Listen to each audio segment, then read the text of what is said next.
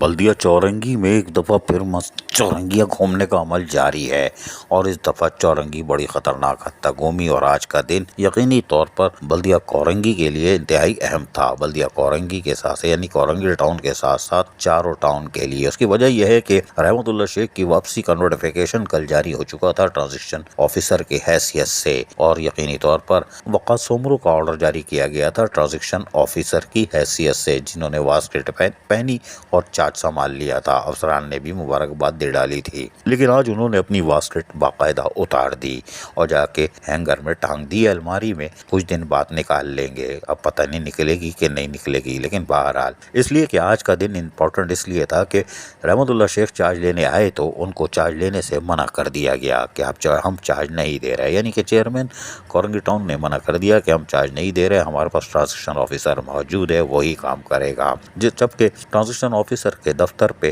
بھی تالا لگ گیا تھا اور اس کو کھولا نہیں جا سکا، جس پر رحمت اللہ شیخ نے آج سارا دن ڈپٹی کمشنر ڈاکٹر سید محمد علی زیدی کے چیمبر میں گزارا اور وہ وہاں بیٹھے رہے۔ اس دوران باقاعدہ میٹنگوں کا سلسلہ جاری رہا، تاہم ہمارے ذرائع کے مطابق چیئرمین کورنگی ٹاؤن نعیم شیخ نے فوری طور پر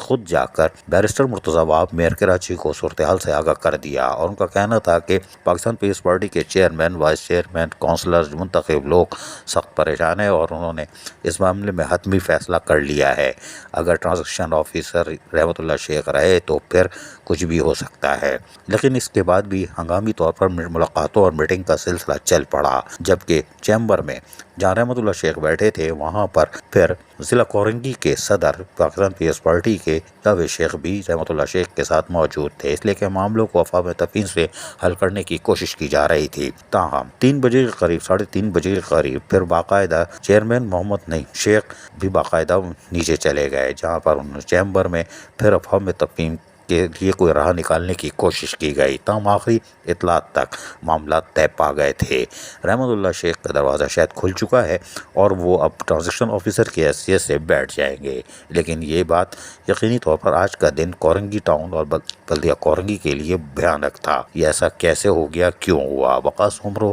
فی الحال کو سگنیچری ہوں گے، یعنی کو لگ گیا ان کے ساتھ، کوئی بات نہیں۔ عزیز عارف، KBS بلدیاتی نیوز کراچی۔ ایسی ہی خوبصورت ویڈیوز فیوچر میں حاصل کرنے کے لیے ریڈ بٹن پر کلک کر کے اور بیل آئیکن کو پریس کر کے ہم سب کے سبسکرائبر بننا مت بھولیے۔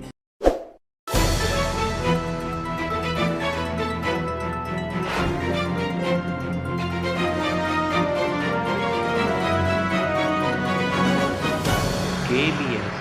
بلدیاتی نیوز۔